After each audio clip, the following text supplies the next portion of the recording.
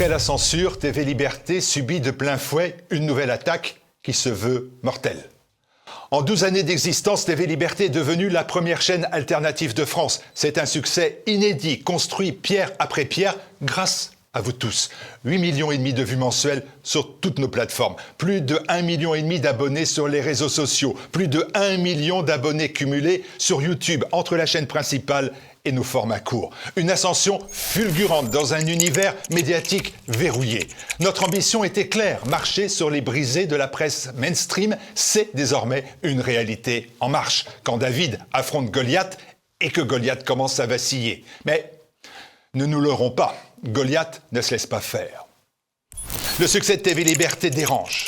Notre liberté d'expression, nos révélations, nos coups portés à la Macronie et à l'extrême centre agacent les puissants. Résultat, nous sommes attaqués. La dernière salve est d'une violence inédite. Notre banque, celle qui nous hébergeait depuis 12 ans, vient de fermer l'ensemble de nos comptes sans préavis, sans justification, sans recours. C'est une attaque politique, un sabotage déguisé. Après les censures YouTube et l'ostracisme, nous sommes donc victimes d'une nouvelle forme de censure, la censure bancaire. Aujourd'hui en France, une banque peut rayer d'un trait de plume une structure légale, transparente, irréprochable au simple motif de lui nuire politiquement. Pas de faute, pas de procédure, pas de juge, juste le couperet, une exécution financière, une lettre de cachet moderne sur ordre politique. Cette opération a un objectif clair, nous empêcher de lancer notre campagne de dons. C'est donc un acte de guerre contre un média indépendant. Nous avons décidé de ne pas nous laisser faire, bien sûr. Depuis des jours, nous sommes tous mobilisés, avec une énergie incroyable pour trouver des alternatives et des solutions. Depuis ce jour, vous pouvez faire à nouveau votre don à TVL en toute sécurité. Nous avons tenu bon. Nous avons trouvé des solutions, mais au prix de pertes financières importantes. Des centaines de dons ont été impossibles à faire. Nos donateurs, par prélèvement mensuel ou par virement mensuel, sont invités à tout refaire leurs documents de soutien. Cette opération de censure porte évidemment un coup dur à TVL, au plus mauvais moment, celui où nous devons boucler le budget 2025. Cette opération de censure sera un échec total si vous répondez présent. Amis, envoyez tout de suite un don à TVL en réponse à cet appel. En réponse à cet appel, résistez, ripostez, défendez une chaîne libre. Ce n'est pas du chiquet. L'avenir de TVL dépend de vous. Ce n'est pas du chiquet. TVL est entre vos mains.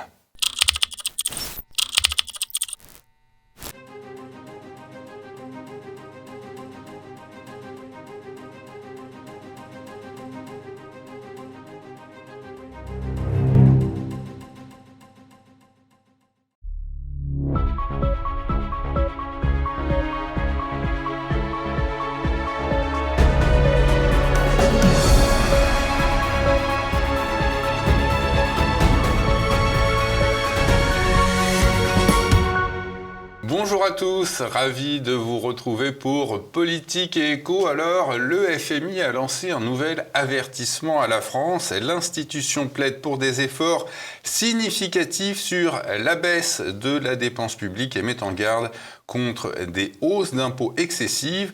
L'exécutif français saura-t-il enfin prendre le taureau par les cornes? Parlons-en avec notre invité Laurent Izard. Bonjour monsieur. Bonjour. Laurent Izard, vous êtes agrégé d'économie-gestion et diplômé en droit. Vous êtes l'auteur de plusieurs ouvrages. Le dernier, le voici, 365 raisons d'aimer la France et les Français. Et vous êtes aussi l'auteur de 2 ouvrages précédents, À la sueur de ton front et La France vendue à la découpe. Alors commençons cet entretien avec vous, Laurent Izard. Est-ce que vous pouvez nous expliquer, nous donner un panorama général de l'état de l'économie française? Est-ce que vous avez connu une telle situation par le passé?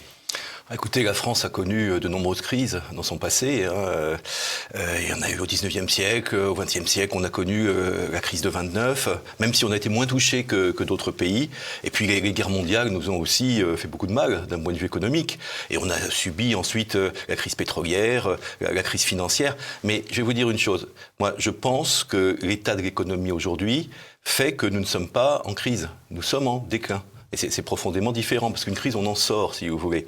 Là, il faut être clair, tous les indicateurs économiques sont au rouge aujourd'hui. Et par exemple, la dette qui atteint des sommets faramineux, le déficit budgétaire, mais aussi les perspectives d'évolution du chômage, qui sont très négatives. Il y a eu une communication de l'INSEE qui prévoit une augmentation très forte du chômage pour les mois à venir.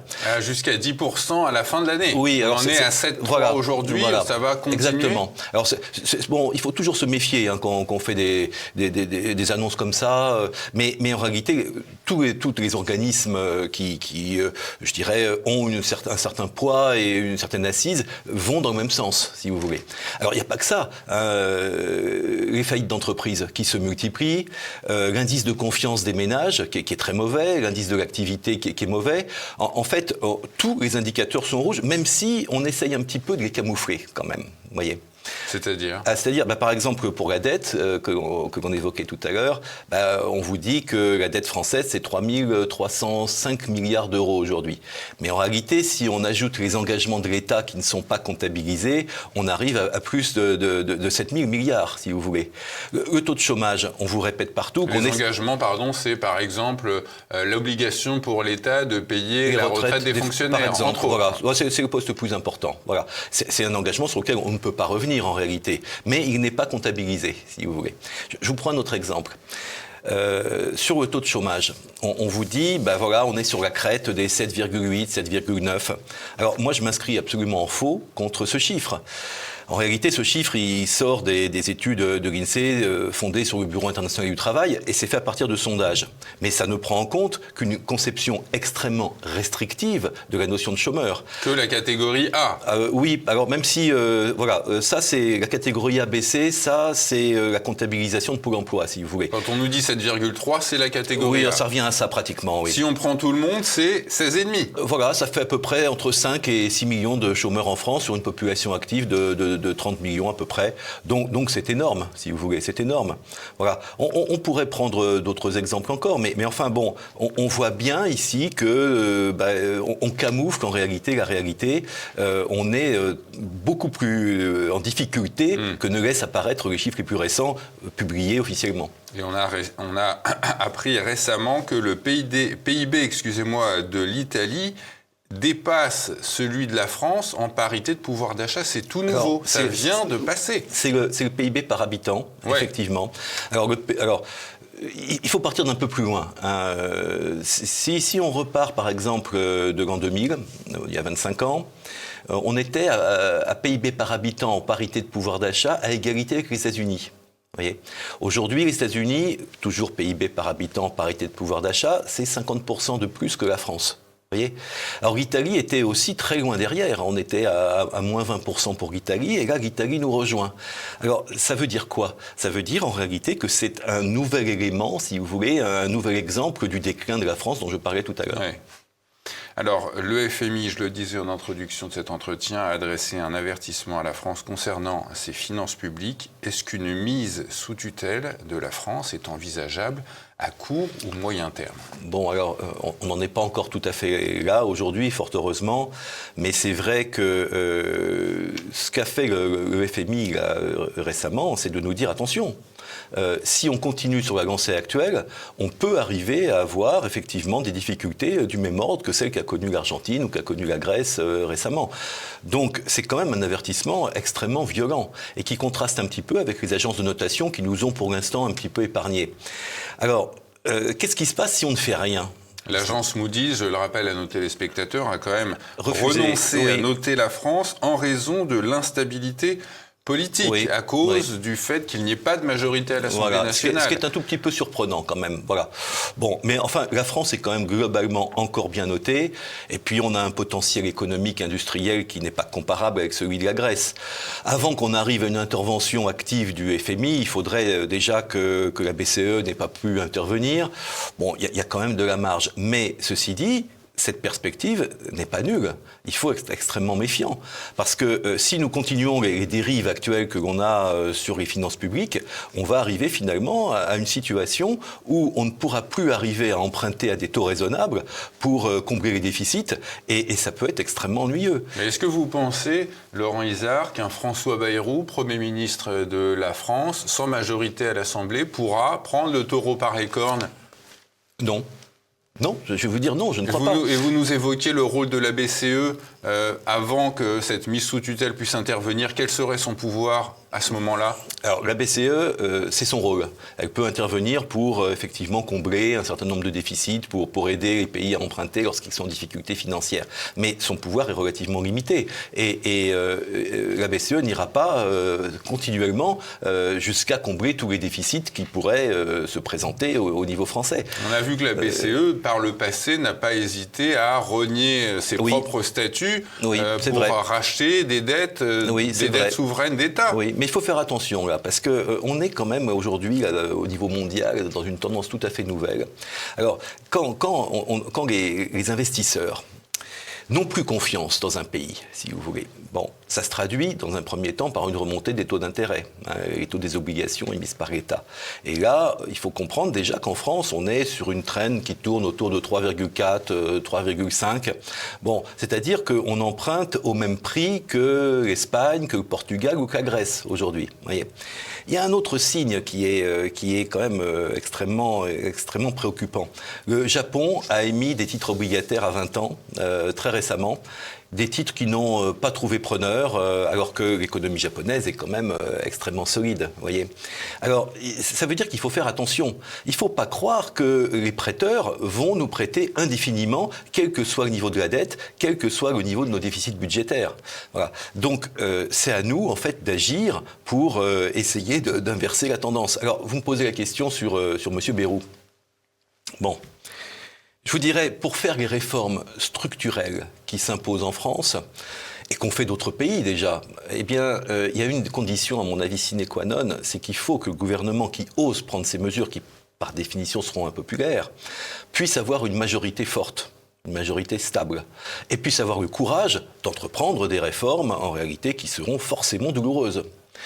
Je ne vois pas M. Bayrou, dans le contexte actuel, entreprendre de telles réformes. Voilà. Alors, effectivement, il a évoqué, il essaye de préparer les Français à un plan. Il dit, voilà, il faudra que tout le monde fasse un effort, etc. Mais on a bien vu, quand on demande, par exemple, aux chauffeurs de taxi de faire un petit effort de quelques millions sur la prise en charge des frais de déplacement sanitaire, immédiatement on a des manifestations. Je ne vois pas le gouvernement Bayrou se lancer dans un grand plan permettant de juguler les déficits. Ça me paraît complètement irréaliste. François Bayrou a d'ailleurs annoncé pour la préparation du prochain budget, l'année prochaine, plusieurs dizaines de milliards d'économies. Est-ce qu'il a déjà lancé des pistes ? Il a lancé des ballons sondes, on va dire. Voilà. Et il a parlé des retraites, il a parlé de différentes choses. Bon, mais en réalité, pour moi, ce ne sont que des annonces médiatiques pour voir un peu comment réagit la population. En réalité, moi, je me demande comment il va les trouver, ces 40 milliards. Vous voyez. Et encore, 40 milliards, c'est qu'un début. Hein. C'est pour une année. Après, il faut continuer le processus. Le vrai fond du problème, c'est que l'État, la France, vit au-dessus de ses moyens.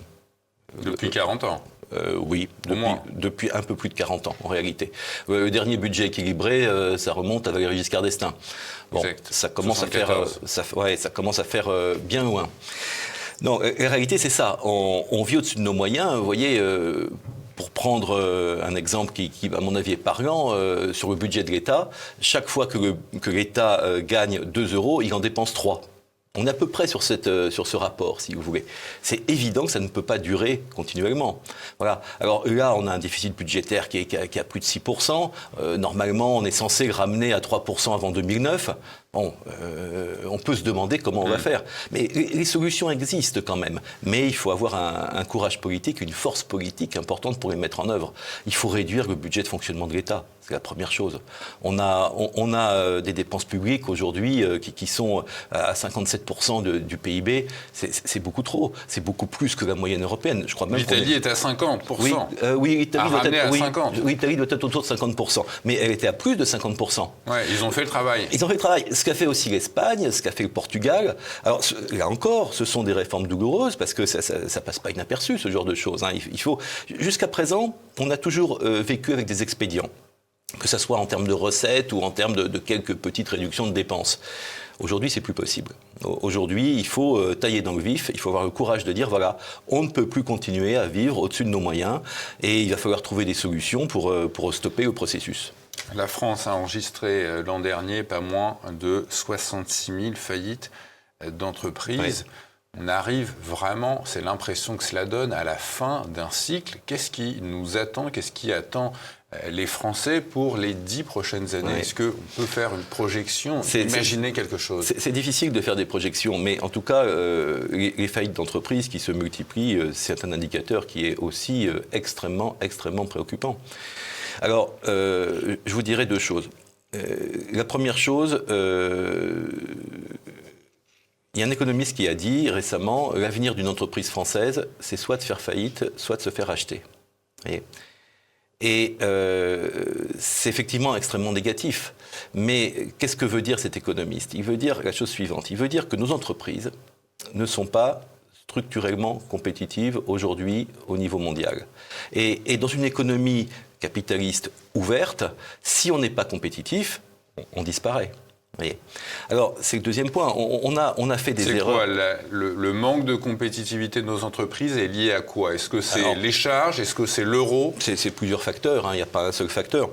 Il y a effectivement les coûts de production, le coût du travail, les charges, mais aussi toute une réglementation extrêmement contraignante qui pèse sur nos entreprises. Bon, il y a aussi les mauvais choix que nous avons faits. Parce que quand on regarde, par exemple, au niveau de l'industrie, on se rend compte qu'en France, on a une part de l'industrie dans le PIB qui est plus faible que celle des pays qui nous entourent. Plus faible que l'Allemagne, ça on le sait, mais plus faible aussi que la Suisse, plus faible que les pays nordiques, et même plus faible que l'Italie. On a fait de mauvais choix industriels. On s'est positionné sur des industries milieu de gamme ou bas de gamme qui sont facilement concurrençables. Et puis, il faut bien dire une chose, on a délibérément abandonné notre industrie. Dans les années 90-2000, il y avait une espèce de consensus global à la fois des économistes, des politiques, et puis aussi des grands patrons. Hein. Alors on cite toujours M. Turuk, mais il n'est pas le seul. Hein. On rêvait en fait d'une France sans usine, une France fablesse. Voilà. Et on se disait, nous, on va se concentrer sur quelques petits secteurs industriels sur lesquels on a des avantages structurels perpétuelle. La voiture, le luxe. Et oui, voilà. Et puis, sauf que toutes ces industries donnaient du travail à tout un tas de sous-traitants, ce qu'on appelle les PME, et qui sont le cœur vivant de l'économie. Il y a tout un tissu industriel, voyez. Et ça, c'est une très grave erreur que nous avons faite. Parce que, vous citez par exemple l'automobile. On a cru qu'en France, on aurait toujours un marché avec des entreprises françaises fortes, une clientèle un petit peu captive et des innovations comme Citroën au temps des années 60-70 qui nous permettraient d'être en tête et de conserver des parts de marché suffisantes. On ne se rend pas compte que les entreprises chinoises, aujourd'hui, sont prêtes à envahir le marché français. Alors, elles ont commencé à le faire d'ailleurs. Hein. On voit des marques qui apparaissent, un BYD par exemple. Et puis, alors, on nous dit que, oui, mais les entreprises chinoises, les voitures chinoises, d'accord, elles ne sont pas très chères, mais elles sont de mauvaise qualité. C'est pas vrai. Aujourd'hui, elles ont atteint un niveau de qualité égal aux voitures françaises. On nous dit, oui, mais ils n'ont pas de réseau de distribution en France, ça ne marchera pas. Sauf que, ça y est, vous prenez une entreprise comme Leapmotor, par exemple, eh bien, ils ont passé un contrat avec Stellantis, donc Peugeot, Fiat, Citroën, et Stellantis va commercialiser des voitures dans son réseau Leapmotor, avec un accord de partenariat. Donc, en réalité, on a davantage perpétuel sur rien. Donc, nos entreprises ne sont pas compétitives. Elles ne peuvent pas l'être compte tenu des boulets aux pieds qu'elles se traînent et que n'ont pas les entreprises chinoises ou même les entreprises américaines. On peut évoquer le volet social. C'était le 26 mai dernier. Laurent Izard, la Cour des comptes, a annoncé que la sécurité sociale pourrait tomber en défaut de paiement à partir de 2027. C'est la première fois qu'on entend parler la Cour des comptes donner une telle information. Les recettes de la sécurité sociale, on le rappelle, représentent 12% du PIB, mais ses dépenses, c'est 22%. Donc, qu'est-ce qui pourrait arriver si, en effet, la sécurité sociale arrêtait de fonctionner correctement ? Alors, juste un petit point Enfin, pour elle a déjà démarrer. cessé d'arrêter de fonctionner correctement, mais elle cesserait de verser ouais. ses indemnités. Elle fonctionne mal depuis très longtemps. Bon, et encore quand vous citez 22%, ce ne sont que les prestations stricto sensu de la sécurité sociale. En réalité, l'ensemble des dépenses des prestations sociales en France, ça représente 32% du PIB. Voilà, un tiers du PIB français. Alors, les difficultés de la sécurité sociale, on les connaît. C'est un problème de recettes et un problème de dépenses. Ça n'a pas commencé aujourd'hui. Mais pendant très longtemps, qu'est-ce qu'on a fait ? On a laissé filer les dépenses. Et puis, on arrivait à combler les déficits au coup par coup avec des emprunts court terme. Et puis on s'est dit, ça c'est plus tenable. On a créé un organisme qui s'appelle la CADES, qui permet d'emprunter à long terme. Voilà. Et on a créé alors ce ne sont pas des impôts, mais des taxes supplémentaires. Hein. La CSG, qui devait rester à 1% au départ, et puis qui a beaucoup augmenté. La CRDS, voilà. Ça, c'était sous Rocard et sous Juppé. Alors, la CSG sous Rocard, oui, effectivement. La CRDS, c'est un peu plus tard. Voilà. Mais aujourd'hui, même avec ces emprunts à long terme, on arrive au bout du processus. C'est-à-dire qu'on n'arrive plus à financer nos prestations sociales. Donc, il faut s'attaquer aux dépenses. Oui. C'est ça le cœur du problème. Et je pense que ça va peut-être être le plus douloureux, parce que ces dépenses, en réalité, elles sont utiles pour plein de raisons, à la fois pour les personnes qui les reçoivent, mais aussi pour le fonctionnement global de l'économie, pour la consommation, etc. Mais on ne peut plus continuer sur un système comme ça qui effectivement, va aboutir au défaut si on ne fait rien.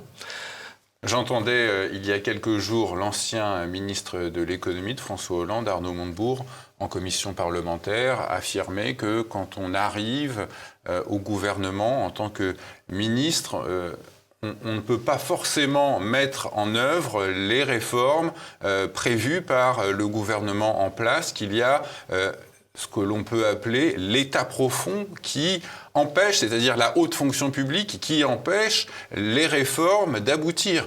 Oui, mais enfin, je suis d'accord. Mais on peut avoir du courage, mais derrière, il y a cet obstacle. C'est un peu facile de tout mettre sur le dos de la technocratie. Voilà. Bon, effectivement, c'est une force d'inertie parfois, c'est aussi une force de proposition un peu curieuse dans d'autres situations. Mais bon, justement, le courage de l'homme politique, c'est d'aller au-delà. Or, qu'est-ce qu'on constate ? On constate que le nombre de technocrates, de fonctionnaires n'a pas arrêté d'augmenter. L'État fait un petit effort depuis quelques années, mais au niveau des collectivités locales, c'est une catastrophe. Voilà. Donc, on n'arrive pas à réduire les dépenses de fonctionnement, on n'a pas le courage politique ou la possibilité politique d'entreprendre des réformes, et on aboutit au système actuel. C'est quand même assez incroyable. C'est ce qu'on voit, vous le disiez tout à l'heure, c'est quand même par l'Assemblée que le budget est voté, oui. Et aucun budget n'a été voté à l'équilibre depuis 1974. Donc il y a la complicité, il y a la complicité des députés qui sont les représentants des Français à ne pas voter des budgets équilibrés. Vous savez, pour un député, s'il veut se faire réélire, c'est pas facile pour lui de voter des mesures contraignantes ou douloureuses. Donc on a une espèce de laisser-aller. Et puis je vais vous dire, finalement, avoir des déficits, les combler par l'emprunt, quitte à accroître la dette, eh bien, ça a quelque chose de très confortable. Parce que ça a un impact positif sur l'économie à court terme, si vous voulez. Ça encourage la consommation, ça encourage les investissements des entreprises. Mais en fait, pour paraître à peu près en bonne santé sur le court terme, on sacrifie le moyen et long terme. Et c'est ce que tous nos dirigeants ont fait depuis des années. Oui. Qui ça favorise ces budgets déséquilibrés ? Ça ne favorise pas les Français, puisqu'on voit maintenant les déficits accumulés qui donnent une dette à au moins 3 300 milliards, 7 500 si on ajoute le hors-bilan, bénéficie dans l'ombre, j'ai envie de penser, de ces déficits de la France. Je dirais avant tout les politiques, parce qu'eux, ils sont élus pour mettre la France dans l'ordre de marche, et ils ne le font pas. Ensuite, une chose quand même qu'il faut remarquer, quand on regarde dans les dépenses de l'État, la part du remboursement de la dette, on se rend compte que ça a évidemment énormément augmenté. Et d'après les principales projections, très bientôt, le remboursement de la dette va être le premier poste de dépenses du budget de l'État. Ça représente combien aujourd'hui ? C'est 60 milliards ? 70 milliards par an. 70 milliards. On va arriver à 70 milliards. C'est déjà plus que le budget de la Défense. Oui. On va dépasser très bientôt le budget de l'éducation nationale. Voilà. On parle déjà de 100 milliards dans quelques années. Oui. Parce qu'on prévoit déjà que rien n'interviendra, rien ne se passera. Voilà. Alors, je veux dire, c'est une situation un petit peu de confort mou, mais pour faire une comparaison peut-être un petit peu hasardeuse, c'est exactement comme un malade qu'on drogue. Si vous voulez, on ne soigne pas, on drogue. Alors, il se sent pas mal, mais ça ne résout pas le problème de fond. C'est exactement ce qu'on est en train de faire. Alors après, on a évidemment des prêteurs qui ont encore confiance dans la dette française et qui trouvent des moyens de placer, les fonds de pension américains et quelques autres, qui trouvent moyen d'acheter de la dette. Est-ce que ça n'est pas cela, Laurent Hézard, à qui ces déficits profitent? Un petit peu. Les banques, les grands fonds de pension? Oui, ils trouvent effectivement... les fonds de pension, qu'est-ce qu'ils cherchent en fait? Est-ce qu'il n'y a pas une connivence quelque part entre ces grandes organisations bancaires et les gouvernements quand on voit que Jean-François Cirelli, le responsable de BlackRock France, reçoit la Légion d'honneur des mains du chef de l'État? Connivence, je ne sais pas, mais en tout cas, une proximité d'intérêt, oui, à minima. Des indicateurs de l'économie française, vous en avez donné quelques-uns, ils sont tous dans le rouge. Il y a ce terme un peu technique, c'est la stagflation. Donc, la stagflation, c'est quoi? C'est quand le pays n'a pas de croissance, ou une croissance faible, et avec de l'inflation. On connaît ces deux facteurs. Quel est aujourd'hui l'indicateur de l'économie française qui vous inquiète le plus? Écoutez, c'est un indicateur qu'on n'a pas encore cité, je crois. Alors, c'est un indicateur de moyen et long terme. C'est le taux de natalité en France, qui est en chute libre. On était à 1,9 enfants par femme, jusqu'à il y a quelques années. Et pour différents facteurs, pour différentes raisons, on tombe à 1,6, 1,5 aujourd'hui. Et vous savez, un pays qui ne renouvelle pas sa population, c'est un pays qui meurt. Il faut dire les choses très clairement. Alors, on commence d'ailleurs à en voir les premiers effets aujourd'hui. On voit que le nombre d'étudiants dans les grandes écoles ou dans les facs commence à diminuer, et c'est encore pire dans les écoles primaires. On voit qu'on a de plus en plus de difficultés dans certains secteurs à recruter. Et puis surtout, c'est les jeunes générations, dans le système de retraite que l'on a actuellement, c'est les jeunes générations qui vont payer les retraites des futurs retraités. Et quand on voit le rapport entre le nombre d'actifs et le nombre de retraités, ça évolue défavorablement depuis maintenant des années. Donc c'est un vrai problème. Comment vous l'expliquez justement cette absence de renouvellement des générations? Écoutez, il y a plusieurs facteurs là aussi. Moi je crois que le premier facteur, c'est une peur de l'avenir. Parce que les Français, ils sont pas dupes. Ils voient bien que l'économie se porte mal. Ils envisagent mal l'avenir. Il y a des bruits de bottes un petit peu partout. Et ils se disent, dans quel monde je vais mettre au monde des enfants? Il n'y a pas que ça. Il y a d'autres facteurs aussi. Et il y en a un qui est mal identifié, mais que je crois relativement important. C'est, comment vous dire, un certain hédonisme qui fait qu'aujourd'hui, avoir des enfants, c'est contraignant. Avoir des enfants, il y en a même certains qui disent que c'est polluant. Oui, il y a l'aspect écologique aussi. Certains, moi j'ai des étudiants, je les ai interrogés là-dessus, est-ce que vous voulez avoir des enfants ou pas? Et beaucoup m'ont répondu, plus d'un tiers m'ont dit non, jamais d'enfants, parce que la planète est à bout de souffle. Donc vous voyez, on bourre le crâne un petit peu des jeunes avec des problèmes qui sont réels, mais bon, ne pas faire d'enfants, le problème est encore pire, si vous voulez. Voilà. Donc, et puis c'est une évolution sociétale. Vous voyez, on parlait récemment, j'ai entendu, des restaurants, des hôtels qui veulent des clients sans enfants. Voyez, et puis les enfants, ça a un coût. Alors dans une économie qui est, je dirais, un peu exsangue, faire des enfants, c'est un risque. C'est un risque pour les parents. Donc voilà, on est dans une situation aujourd'hui où, pour toutes ces raisons, et puis, je dirais pour mieux profiter de la vie, on n'a plus cette notion de devoir, si vous voulez, de renouvellement de génération, qui était quelque chose de tout à fait naturel jusqu'à il y a encore quelques années. Donc aujourd'hui, on est dans cette situation qui est un petit peu dramatique et qui aura des effets parce que la pyramide des âges, ça se bouge pas en quelques années. Ça a des répercussions sur des dizaines d'années. Et je pense que le problème va se poser de façon encore plus accrue dans 10 ou 20 ans. La France a fait le pari depuis des années d'avoir recours à l'immigration pour D'ailleurs, je ne sais pas très bien pourquoi. Quelles sont les retombées aujourd'hui de l'immigration pour l'économie française? Alors c'est un petit peu compliqué, hein, parce que déjà, on n'a aucun chiffre fiable sur l'immigration et on a très peu de stats sociologiques sur les personnes qui viennent. Bon, ça c'est la première chose. Deuxième chose, les politiques sont très partagées sur cette question. Et ce n'est pas forcément une question de clivage gauche-droite, hein, c'est beaucoup plus compliqué que ça. Le MEDEF, par exemple, est très favorable à une poursuite de l'immigration. Parce que, effectivement, dans de nombreuses entreprises, on a beaucoup de mal à recruter. Et puis, recruter une personne immigrée, ça coûte beaucoup moins cher, c'est moins contraignant que recruter un Français qui aura peut-être davantage d'exigences. Voyez. On était déjà, sous Nicolas Sarkozy, passé à 200 000 entrées légales par an. On est aujourd'hui à 500 000. Alors, oui, pour moi, ce chiffre est un tout petit peu exagéré quand même, parce que, effectivement, on est à 500 000 entrées, mais on ne tient pas compte des sorties. Il y a aussi des sorties. Qui arrive et qui sort? Alors, des étudiants, par exemple, étrangers qui repartent, il y en a quand même, vous voyez, et il y en a parmi les 500 000 qui arrivent. Oui, donc l'avenir, c'est les étudiants, et les étudiants, ils s'en vont. En tout cas, il y a une chose qui est certaine, c'est qu'il y a un indicateur qui ne me plaît pas du tout. C'est celui qu'on met en avant très souvent, c'est le rapport entre les entrées et les sorties. Parce que de population. Quand un Français part à l'étranger, c'est pas la même chose que quand un étranger rentre en France. Vous voyez, voilà. En fait, le vrai problème, c'est qu'on ne tient pas compte du fait que la population immigrée en France, le taux de chômage, c'est 50%. Ça, c'est un vrai problème, si vous voulez. Et puis, on minimise tous les problèmes d'intégration, les problèmes de différentiel culturel. C'est une évidence. Voilà. Donc, l'idée selon laquelle on peut combler le déficit naturel des naissances en France par une main-d'œuvre immigrée, c'est une idée qui me paraît extrêmement dangereuse quand même.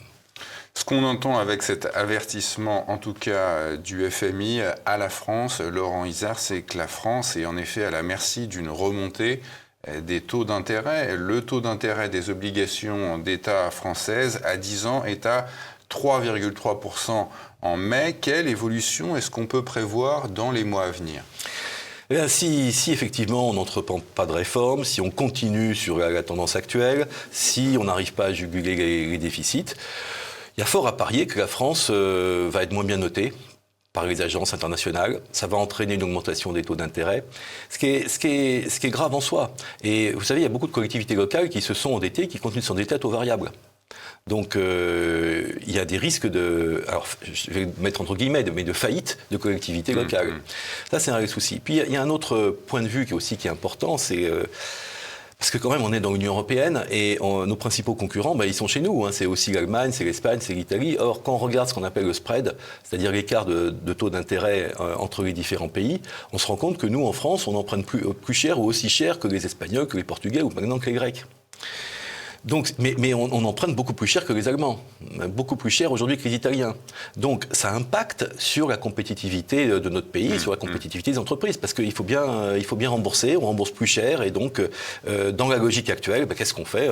On n'arrête pas d'accroître la fiscalité et les prélèvements obligatoires.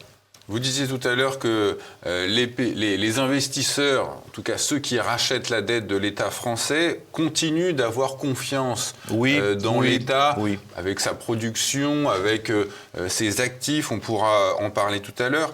Qu'est-ce qui pourrait faire croire aux investisseurs que la France ne mérite plus leur confiance ?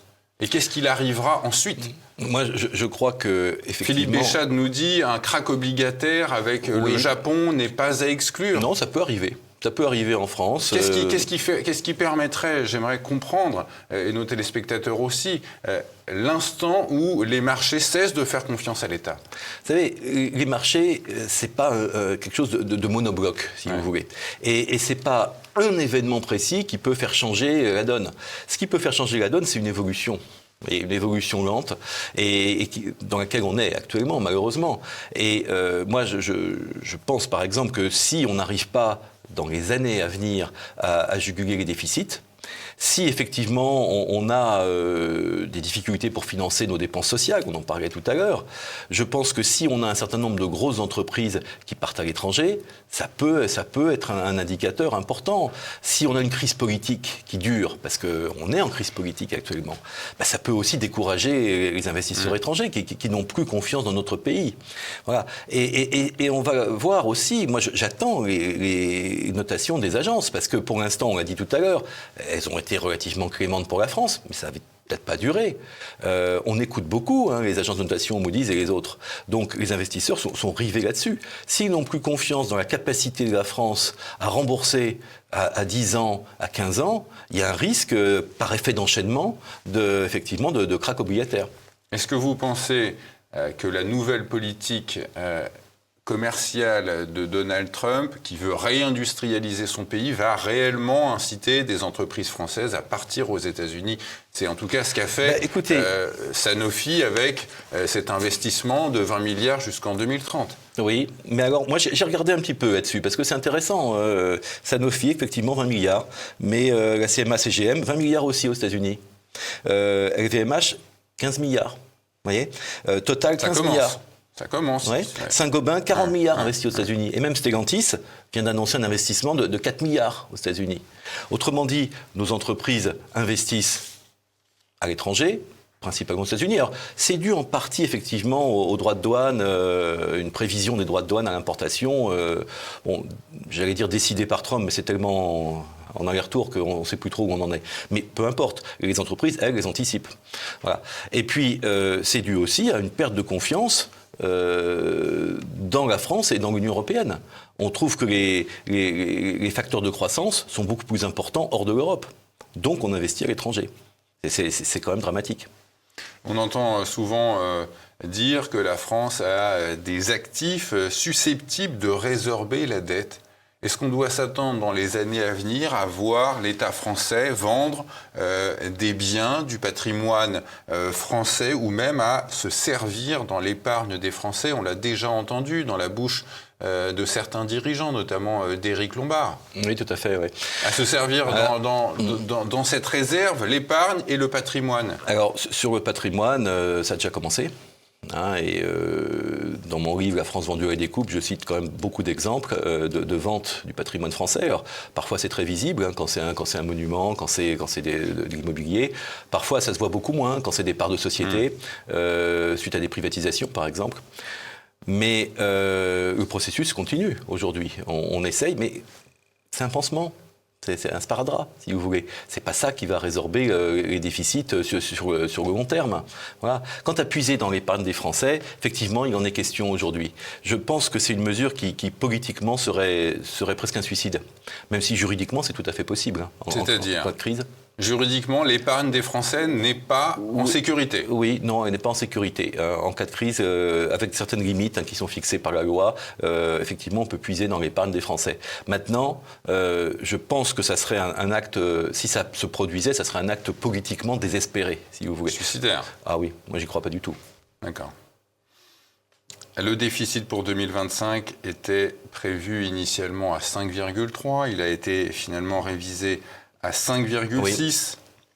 Oui. Donc, cela représente 200 milliards de déficit. Oui, c'est ça. On était déjà à 170 l'année dernière, avec une croissance attendue cette année, selon le gouvernement et la Banque de France, à 0,7%. On sera, parce qu'ils sont très optimistes, ces gens-là, visiblement plus à 0,5%.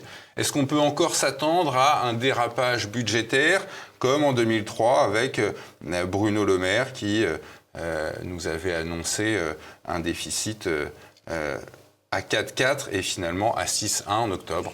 Oui, on ne tient pas nos engagements, on ne tient pas nos prévisions, et c'est rien de surprenant. Bon, la réalité, c'est qu'aujourd'hui, on est quasiment en récession. Ça, c'est la première chose. Deuxième chose, effectivement, est-ce que ça va se poursuivre?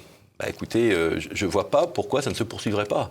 On peut s'attendre à voir Éric Lombard comme Bruno Le Maire sur les sièges d'une commission parlementaire en lui disant « Mais monsieur le ministre, vous nous avez raconté des bêtises ». Ce que je vois aujourd'hui, c'est qu'il y a un projet de référendum. On va demander l'avis des Français. On va leur demander est-ce que vous êtes d'accord de faire des efforts.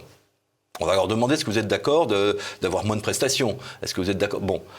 Moi, je serais très surpris que les Français applaudissent à des deux mains et disent « bravo, c'est super ». Voilà. Donc, si vous voulez, je ne vois pas aujourd'hui de moyen de s'en sortir durablement, efficacement, avec le gouvernement qu'on a actuellement, parce que il faut avoir les mains libres pour faire ça. Comme vous disiez tout à l'heure, il faut avoir une majorité forte, il faut être politiquement fort, et c'est pas le cas aujourd'hui. Donc, je pense que ces dérapages que vous constatez très justement ont des chances de se poursuivre. On nous demande, à nous, Français, de faire des efforts avant même de nous annoncer des réductions dans la dépense publique, ce à quoi le FMI incite l'État français. Est-ce que c'est la bonne méthode? Mais les Français, ça fait venant d'un François Bayrou, excusez-moi, lapsus révélateur, qui nous demande de faire des efforts. Mais les Français, ils en font depuis des années efforts. Quand on voit le taux de prélèvement obligatoire, les impôts que payent les Français, mais ils font des efforts extrêmement importants. Voilà. Donc, alors évidemment, on dit, ok, après tout, on est à 20% de TVA, et si on passait à 21 ou 22, ça ne changerait pas grand-chose. Eh bien si, moi je pense que ça change les choses parce qu'on a atteint aujourd'hui, si vous voulez, un niveau de prélèvement obligatoire qui devient insupportable, qui pénalise notre économie, qui réduit le pouvoir d'achat des Français. Et du coup, cette idée, par exemple, de créer une TVA sociale qui court là, depuis quelques jours, moi m'inquiète parce qu'on ne sait pas trop ce qu'il y a dedans en réalité. Mais s'il s'agit d'augmenter la TVA, à mon avis, c'est catastrophique. On est le pays au monde le plus fiscalisé. Et c'est une espèce de fuite en avant, si vous voulez. C'est combien aujourd'hui les prélèvements obligatoires en France ? On est à 50 et quelques, donc on est à égalité à peu près avec le Danemark et la Suède.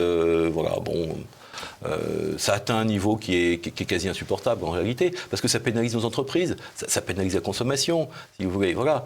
On a le plus mauvais ratio en Europe dépenses publiques sur PIB. Vous voyez ? On est le plus mauvais d'Europe. C'est pas compliqué. Et en même temps, on est les plus mauvais en termes de déficit budgétaire. Mais d'où ça vient ? Ça questionne quand même. Moi, je pense que c'est beaucoup la question que se posent les Français, cette incapacité de l'État français à se remettre en question ce qu'ont fait les Italiens, ce qu'ont fait les Espagnols, les Portugais. Toujours plus d'impôts pour toujours plus de dépenses publiques. C'est quoi dans l'histoire ? Qu'est-ce qui s'est passé ? Non, mais c'est surtout qu'est-ce qui ne s'est pas passé ? Parce que, je vous prends juste un exemple. Le Portugal a fait des efforts importants. Tout le monde dit c'est très bien, bravo. Mais les Portugais, ils sont excédentaires cette année sur leur budget. Absolument, vous avez raison. Mais qu'est-ce qu'ils ont fait ? Ils ont par exemple décidé de réduire toutes les retraites de plus de 10%. Mais vous imaginez une mesure comme ça en France ? Vous imaginez François Bayrou dire on va diminuer toutes les retraites de 10% en France. C'est absolument inimaginable, si vous voulez. Donc en fait, on s'est laissé, si vous voulez, le vrai problème français, à mon avis, c'est qu'on s'est laissé bercer par une petite musique disant qu'on peut toujours augmenter le pouvoir d'achat, on peut toujours, et on finance par la dette, il n'y a aucun problème. Mais on ne se rend pas compte que nous vivons largement au-dessus de nos moyens. Et c'est très difficile de revenir en arrière, si vous voulez. Voilà. Vous parliez tout à l'heure justement de TVA sociale, de consommation. Justement, les prix à la consommation repartent à la hausse de près de 1% ces 3 derniers mois, malgré une baisse des prix de l'énergie. Comment est-ce qu'on peut expliquer cette reprise ? Il y a plusieurs éléments qui jouent là-dessus. Alors, cette reprise, elle est toute récente. C'est depuis 3 mois, donc il faut attendre voir si elle se confirme ou pas. Mais si elle se confirme, c'est dû à plusieurs facteurs. Il y a l'augmentation, effectivement, du coût des matières premières. Il y a aussi des questions de droits de douane qui interviennent parce que ça a aussi bougé un petit peu là-dessus. Sur l'énergie, c'est assez particulier parce qu'effectivement, là, la guerre en Ukraine et d'autres facteurs ont joué un petit peu là-dessus. Oui, elle a augmenté l'énergie de 37% entre 2021 et avril 2025. Oui. Mais alors là, il faut quand même dire une chose. On a en France la capacité de produire l'énergie la moins chère au monde. Grâce au nucléaire. Oui. Mais seulement, nos entreprises, parce que c'est ça qui compte, nos entreprises, quand elles achètent de l'énergie, elles la payent 2,5 fois plus cher que les Américains ou 3 fois plus cher que les Chinois. Vous voyez, quand je dis qu'il y a un problème structurel de compétitivité, c'est aussi ça. Alors, effectivement, aujourd'hui, on a une inflation qui repart. Je voudrais juste faire une petite remarque. Moi, j'étais peut-être plus inquiet quand l'inflation tendait vers 0 ou 0,5 que maintenant quand elle repart. Pourquoi ? Parce qu'une inflation faible, ça peut être aussi le signe d'une atonie totale de l'économie, d'un recul de la consommation. Bon, donc il faut attendre un petit peu de voir comment vont évoluer les chiffres pour se positionner là-dessus. Mais ce qui est vrai, c'est que de toute façon, on ne reviendra pas sur des prix bas parce que la demande mondiale en matières premières, la demande mondiale en produits finis augmente. Parce que nous, on a une croissance qui est entre 0 et 1, mais dans beaucoup de pays, on a une croissance qui est bonne, qui est forte. Donc des personnes qui consomment davantage pour une production quasi identique. C'est très inflationniste. Mais il n'y a pas que le marché des matières premières qui est en cause, puisqu'on voit que ce marché européen de l'énergie, l'Espagne, le Portugal l'ont suspendu, et ça leur a permis de relancer la machine. Oui, bien sûr. Ils ont obtenu effectivement cette mesure de l'Union européenne que nous n'avons pas cherché à obtenir. Et voilà. Et je pense que c'est tout à fait dommage aujourd'hui. Alors, ceci dit, c'est une question qui est très complexe. Hein. Le marché européen de l'énergie a aussi des avantages. Il ne faut pas non plus tout nier en bloc. Mais ceci dit, aujourd'hui, au jour d'aujourd'hui, c'est vrai qu'il nous pénalise. Voilà. Et que c'est fort dommage qu'on n'ait pas pu sortir de ce marché quand c'était le moment. Et c'est fort dommage que les règles européennes nous imposent aujourd'hui, parce que c'est ça, ce sont les règles européennes qui nous imposent de vendre l'énergie plus cher, beaucoup plus cher que le coût de production. On voit une Assemblée nationale bloquée aujourd'hui, sauf en matière d'euthanasie, puisque l'euthanasie, on pourra en parler juste après, a été votée par les députés. Est-ce qu'on peut s'attendre à une nouvelle dissolution organisée par le chef de l'État cette année, après l'été, j'imagine? On ne va pas envoyer les Français en plein juillet, août, aller aux urnes? Non, difficile.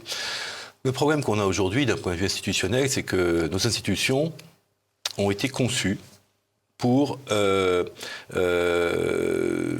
faire émerger deux grandes forces politiques, une à gauche, une à droite. Et ça a fonctionné très bien comme ça pendant pas mal d'années. Ça fonctionne comme ça partout, d'ailleurs, aux États-Unis, en Angleterre. Beaucoup. Mais en France, le principe même de l'élection présidentielle, avec deux candidats au second tour, effectivement, un peu comme aux États-Unis, favorise un peu ce processus, plus qu'en Allemagne ou dans d'autres pays. Bon, tant qu'on était dans ce schéma-là, ça a plutôt bien fonctionné. Moi, je trouve que nos institutions de la Ve République ont très bien fonctionné. Là, on est face à un blocage, parce qu'on a trois grandes forces politiques. Alors, ce blocage, on l'a bien senti, on l'a bien perçu aux dernières élections, mais il ne faut pas croire que la solution, ça serait de recommencer et de dissoudre l'Assemblée nationale et tout va s'arranger. Moi, je pense que ce qui est le plus probable, c'est que s'il y a une dissolution, ça sera à l'automne, on risque d'avoir à nouveau trois forces politiques à peu près équivalentes à l'Assemblée nationale. Il n'y a pas de raison que ça ait changé de façon majeure en un an. Donc là, il y a un vrai problème institutionnel. Et je vous dirais que la source de ce problème, c'est quoi ? C'est que jusqu'à présent, on est toujours arrivé à avoir deux blocs. Un bloc de gauche, socialiste-communiste, un bloc de droite, droite libérale et puis droite gaulliste. Aujourd'hui, ce qui pose problème véritablement, c'est que la droite, elle est scindée en deux. Voilà. Alors c'est vrai qu'il y a des différences importantes entre les différentes tendances. La droite purement libérale n'est pas du tout la même que la droite plus patriotique, interventionniste. Mais ceci dit, c'est la droite quand même. Et c'est cette scission en deux de la droite qui interdit d'obtenir une majorité. Donc ça, c'est un réel souci. Et je pense que si l'on veut sortir de ça, il va falloir repenser les alliances politiques, repenser un certain nombre de choses pour pouvoir sortir de cette situation qui est en réalité dramatique, parce qu'elle interdit toute réforme. Revenons-y, on évoquait à l'instant ce fameux droit à l'aide à mourir, autrement appelé l'euthanasie. La proposition de loi a été votée par les députés le mardi 27 mai. Quel est le but de cette loi ? Est-ce que ça n'est pas financier tout cela ? Non, pas seulement. Pas seulement. Je pense qu'il y a eu un lobbying extrêmement fort de la part d'un certain nombre d'associations et autres pour aller dans ce sens. Je pense Des mutuelles ? Ah oui, pas que. Il y a aussi les associations de l'aide à mourir. Voilà, bon. Mais ce qui est vrai, c'est qu'il y y a un aspect économique, évidemment. On sait très bien, ça c'est pas un secret, les personnes en fin de vie, elles coûtent cher. Voilà. Mais si vous voulez, moi je vais vous dire ce que je pense en tant qu'économiste. Je pense que s'il y a un sujet en France où il faut mettre de côté l'économie, c'est bien la question de la vie, et notamment de la fin de vie, si vous voulez. La fameuse expression « quoi qu'il en coûte », là, pour le coup, elle trouve une application, si vous voulez. Donc, je pense, si vous voulez, que s'il y a pu avoir des influences, je dirais, économiques ou financières dans cette loi, c'est vraiment scandaleux. On renonce à la sacralité du corps. On fait du corps une marchandise comme une autre. Exactement. Moi, je pense que c'est même, ça va même plus loin. C'est-à-dire que pour moi, c'est un changement, c'est une mutation anthropologique majeure de notre société. Notre société est toujours fondée sur des assises judéo-bibliques et grecques. Et au fameux « tu ne tueras point » dans le décalogue. Tu n'administreras pas un point de médicaments mortels dans le serment d'Hippocrate. Vous voyez, on est depuis toujours sur cette logique-là. Et là, on est en train de dire, des personnes, on va les aider à partir. Alors, évidemment, on met en avant la liberté de choix, on met en avant la dignité humaine. Autant de principes qui, à mon sens, sont dévoyés. Parce que pour qu'il y ait liberté de choix, il faut vraiment qu'il y ait un choix. Si on dit aux personnes malades, écoutez, on n'a pas les moyens de vous soigner correctement, il n'y a pas de place dans les unités de soins palliatifs, donc vous allez souffrir pendant des semaines ou alors on peut mettre fin à vos jours. Le choix il est vite fait, mais est-ce que c'est un choix libre, si vous voulez ? C'est pas un vrai choix. Voilà. Il n'y a pas d'alternative. Bon, on a aussi faussé, à mon avis, la question de la dignité humaine, si vous voulez. Parce que moi, je fais partie des personnes qui pensent que la dignité humaine, c'est quelque chose qui est intrinsèque à la personne humaine. Quel que soit son état, quelle que soit sa santé, quelle que soit sa richesse. Dire qu'une personne est moins digne parce qu'elle souffre, pour moi, c'est un non-sens, si vous voulez. Alors, effectivement, ce qu'on peut redouter d'un point de vue économique, pour terminer de répondre à votre question, c'est qu'effectivement, on voit par exemple aux Pays-Bas, plus de 7% des morts, c'est par euthanasie. Et c'est vrai que ça permet de faire des économies à la sécurité sociale. Et puis c'est vrai que, parfois on peut imaginer que dans les familles, certains héritiers seraient peut-être incités à dire à l'ancêtre, ça serait bien que tu partes. Voilà. On arrive, je dirais, à des horreurs sociologiques. Voilà. L'économique là-dedans est un élément, mais c'est pas le seul. Vous parliez tout à l'heure de déclin, Laurent Isard, on arrive d'ailleurs bientôt à la fin de cet entretien, le déclin de la France. Face à cela, on voit au sommet de l'État un Emmanuel Macron se gargariser avec son sommet Choose France et ses fameux 37 milliards d'euros d'investissement en France. À l'échelle de l'Union européenne, cette fameuse Ursula von der Leyen avec son projet Réarme Europe avec 800 milliards pour relancer l'industrie de défense européenne. Qu'est-ce qu'on doit penser de tout cela ? Bon, alors, pour moi, Choose France, déjà, c'est une façade. Une belle façade, parce que 37 milliards qui arrivent chez nous, enfin, ils ne sont pas arrivés encore, c'est des engagements, des promesses, mais voilà, c'est plutôt bon à prendre. Bon. Mais derrière cette façade, la réalité, elle est beaucoup moins belle, si vous voulez. Alors effectivement, l'année dernière, c'était 15 milliards, si je ne me trompe pas. Cette année, on a 37 milliards d'engagements. Mais l'ensemble des investissements des entreprises en France, c'est combien ? C'est 355 milliards d'euros. Donc 37 milliards, c'est bien, mais c'est pas énorme. Voilà. Et il faut relativiser ces investissements en prenant des chiffres plus globaux, si vous voulez. Quel est le montant des investissements français à l'étranger ? J'ai regardé ce que dit la Banque de France, 1483 milliards d'euros. À l'inverse, quel est le montant des investissements étrangers en France ? 919 milliards d'euros. Ça veut dire que les entreprises françaises investissent davantage à l'étranger que les entreprises étrangères investissent en France. Là encore, c'est assez significatif, représentatif d'une perte de confiance, en réalité, des investisseurs étrangers à l'égard de notre économie. Voilà.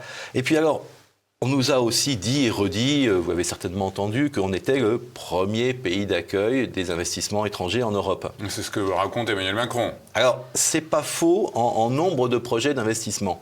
Mais si on regarde par exemple les projections en termes d'emplois créés, on n'est plus du tout les premiers. Voyez. Et puis, il faut voir aussi ce que ça veut dire, un investissement étranger. On arrive plutôt 6 ou 7e. On arrive plutôt 6 ou 7e. Oui. Mais regardez, je vous prends un exemple. Intermarché vient de dire là, qu'ils allaient abandonner 8 usines. Bon. Imaginez que ces usines soient rachetées par des investisseurs étrangers. On va dire c'est génial, c'est un investissement étranger en France. Oui, bon, c'est mieux que rien. Vaut mieux ça qu'autre chose. Mais enfin, bon, moi, je suis persuadé qu'il faut faire la distinction entre les investissements étrangers en France, vraiment créateurs d'emplois, qui apportent de l'activité économique, et puis les investissements étrangers en France, que j'appelle de prédation. C'est-à-dire, on vient acheter une entreprise française qui existe, qui parfois est en très bonne santé, et ça entraîne, je dirais, des tas de conséquences en termes de souveraineté, en termes de sortie des dividendes de l'Union européenne. C'est dramatique. Puis il y a un autre élément, si je peux me permettre de rajouter, c'est que toutes ces entreprises étrangères qui investissent en France, si on regardait un petit peu sur le moyen et long terme, ben souvent elles repartent au bout de quelques années.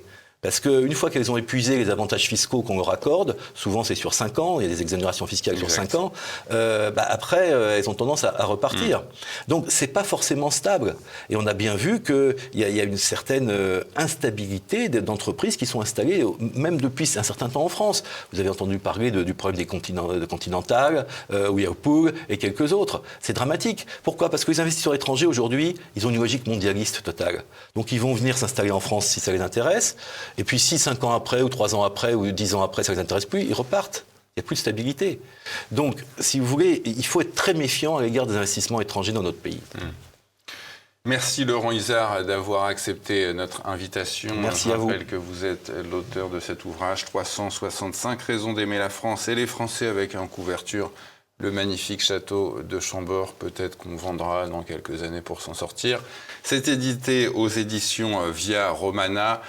Tout de suite après cet entretien, vous pouvez retrouver la chronique économique et financière de Philippe Béchade. Et quant à nous, on se retrouve la semaine prochaine. D'ailleurs, ce sera plutôt avec Olivier Pichon. À bientôt et salut.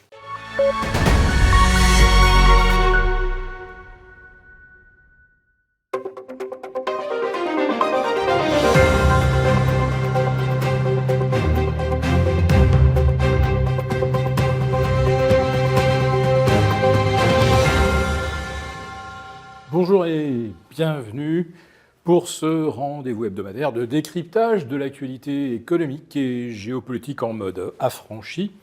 Je salue tous les abonnés de TV Liberté pour cet épisode que je vais intituler « Faites des efforts ». Mais supporter Bayrou, c'est déjà surhumain. Oui, François Bayrou nous dit « Les Français vont devoir faire des efforts ». Tous les Français. Alors, des Français qui font des efforts depuis 30 ans que la France est dans le rouge, j'en connais beaucoup. D'ailleurs, pour une majorité, ce ne sont même plus des efforts, ce sont des sacrifices au quotidien. Les gens qui ne peuvent plus se loger du fait de l'inflation démentielle, du coût des loyers ou des mensualités pour acheter un bien immobilier, rajouter à cela les coûts prohibitifs et absurdes de l'énergie. Là, on n'a pas dit aux Français « faites un effort », non, on leur a collé le doublement du prix de l'électricité, et l'État, il est bien content, lui, d'encaisser la TVA qui va dessus, et puis qui a aussi remonté les forfaits sur l'abonnement électrique. Là encore, on aimerait savoir si ça correspond véritablement à une amélioration du service. Mais quand François Bayrou nous dit que tous les Français vont devoir faire un effort, allez, je vais faire du mauvais esprit, mais pour que tous les Français, du SDF, qui devrait avoir un toit sur la tête, nous avait promis Macron, à Bernard Arnault, un des meilleurs amis de Macron, pour que tout le monde participe, il n'y a que la TVA. Il n'y a que la TVA que tout le monde paye du SDF jusqu'aux multi-archi-milliardaires. Sinon, je ne vois pas très bien. Ou alors, on va peut-être demander, enfin, de faire des efforts aux députés qui se sont augmentés, je ne sais plus, c'était 400 € par mois, ou les sénateurs, 750. Ils auraient pu arrondir à 1000, comme ça aurait été plus facile à mémoriser. Quant aux Français de base, celui qu'on croise dans une gare et qui n'est rien, eh bien, lui, les efforts aujourd'hui, ça consiste soit à annuler un restaurant pour un anniversaire, une sortie avec les gosses, aller le moins loin possible parce que faire le plein de la voiture, ça coûte trop cher. Et celui-là aussi devra faire un effort.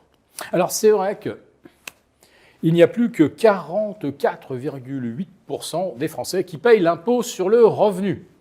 Autrement dit, 55% des Français sont devenus tellement pauvres qu'on ne leur demande plus d'en payer.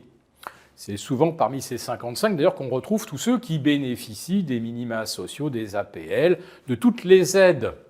Aides payées par les 44 autres pourcents qui, eux, sont soumis à l'impôt. Et je rappelle que 3% parmi ces 44% payent 50% de l'encours de l'impôt sur le revenu. C'est-à-dire que quand même, il y a un petit peu de progressivité en fin de pyramide des revenus. L'État obèse, l'État sommé de faire des économies par le FMI qui nous promet 40 milliards. Pouf! À la fin de l'année, on découvrira probablement que les déficits à combler sont supérieurs à 100 milliards.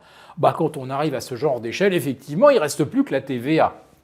Ou alors, demander aux entreprises qui bénéficient depuis des décennies d'exemptions sur le versement de leur éco à la sécurité sociale, de mettre enfin l'argent qu'on leur demande pour boucher les trous. Et oui, parce qu'il y a un moment, il faut arrêter de dire que les Français dépensent trop. D'une année sur l'autre, les dépenses de santé progressent, bon an, mal an, de 2%, ce qui est normal vu le vieillissement de la population. Par contre, le trou de la Sécu, lui, se creuse beaucoup plus vite. Non pas parce que les Français passent trop de temps aux urgences, de toute façon, aujourd'hui, ils n'y sont plus accueillis. Non, c'est ceux qui ne versent pas l'argent qui sont responsables du trou de la Sécu. Et ceux qui ne versent pas, ce sont ceux qui ont réussi à négocier avec l'État des exemptions qui sont reportées d'année en année depuis des décennies. Oui, parce que chaque année, le budget de la Sécu est en théorie équilibré. Il y a des recettes, il y a des dépenses. Les dépenses progressent un peu, les recettes baissent. Allez vous demander pourquoi. Et qui fait ça ? Le jour où on a la réponse, on a peut-être aussi une piste pour permettre à la France de conserver un système de santé digne de ce nom. Il faudrait aussi qu'à un moment, on fasse passer une loi qui interdise à la France de manquer de certains médicaments. Je crois qu'il y a entre 2500 et 3000 références qui sont manquantes. Ah oui, parce que la France n'a plus l'argent pour acheter des médicaments. Curieusement, la Bulgarie, la Croatie, je ne parle pas du Portugal et de l'Espagne, eux ont les moyens, mais plus la France. Alors attention, parce qu'on est également sous surveillance des agences de notation, et vous savez quelles conséquences aurait une dégradation. On risque de ne pas rigoler. Il y a un autre pays qui est quand même en grande difficulté, il n'y a pas que nous, allez, le Japon est au bord, lui aussi, de la faillite, avec un président, ou plutôt Premier ministre du Japon, qui a déclaré le Japon, c'est la Grèce, mais en pire. Et c'est vrai que depuis le début du mois de mai, le pays subit un krach obligataire. Vous n'en avez pas entendu parler parce que pour l'instant, ce krach n'a pas contaminé les autres marchés mondiaux. Il n'a même pas contaminé le marché des actions. Alors que quand vous avez un krach obligataire, c'est-à-dire des taux qui s'enflamment, vous avez généralement les actions qui chutent. Oui, tout simplement parce que la Banque centrale du Japon a décidé d'assumer jusqu'au bout, de tirer les ficelles, de manipuler totalement la bourse japonaise en maintenant les cours dans par une camisole algorithmique. Si les cours n'ont pas chuté, c'est que la BOJ est derrière. Mais elle n'a pas encore résolu le problème de sa dette, pas plus que la France, et les pertes s'accumulent. Pour la Banque centrale du Japon, vu son encours, avec la chute des obligations depuis le 25 mars dernier, on est à 500 milliards de pertes. Et depuis le début de l'année, pour l'ensemble des institutionnels japonais, banques, compagnies d'assurance et organismes de gestion de retraite, on serait à 80 milliards de pertes. Et ces pertes, eh bien, c'est de l'argent que ces banquiers ne peuvent plus prêter, que les assureurs ne peuvent plus verser à leurs assurés et que les fonds de pension ne peuvent plus distribuer aux retraités. Alors j'évoque le cas du Japon parce que en réalité, la France, eh bien, c'est quelque chose qui est assez semblable. Pour l'instant, on échappe au krach obligataire, mais pour combien de temps? Nous avons conçu à votre attention un rapport spécial que vous obtiendrez gratuitement en cliquant dans le lien en description de cette vidéo. Un rapport spécial qui analyse toutes les conséquences économiques, financières et patrimoniales. Et bien sûr, ce rapport vous offre également des mesures, des initiatives à mettre en place très rapidement pour protéger votre épargne, celle de vos proches. Tout ça donc dans un rapport gratuit que vous obtenez en cliquant en bas de cette vidéo.